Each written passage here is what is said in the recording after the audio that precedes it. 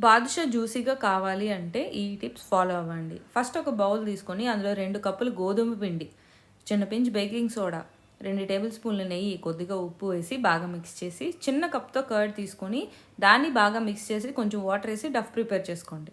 ఈ డఫ్‌ని 10 నిమిషాలు పక్కన వదిలేయండి. 10 నిమిషాల తర్వాత ఉండలా చుట్టుకొని దీన్ని మధ్యలో నొక్కి చిన్న కన్నం పెట్టుకోండి. ప్రతి దానికి ఇలాగే చేసుకోవాలి. ఇప్పుడు వేడి నూనెలో ఇది వేసుకోవాలి. వేసుకొని సిమ్‌లో పెట్టేయండి. ఎందుకంటే బాదుషా లోపల పచ్చిగా ఉండిపోద్ది. కాలాలి కదా! లోపలంతా కాలాలి కాబట్టి టైం పడతది.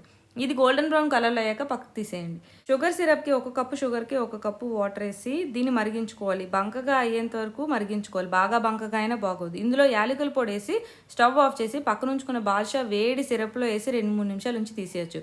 రెండో పాయింట్ ఏంటంటే షుగర్ సిరప్ మరుగుతున్నప్పుడు ఈ బాదుషాని అందులో వేసి 2, 3 నిమిషాలు కుక్ చేసుకున్న బాదుషా షుగర్ సిరప్‌ని పీల్చుకుంటుంది. అలా కూడా చేయొచ్చు. ఈ టిప్స్‌తో జ్యూసీ బాదుషా రెడీ.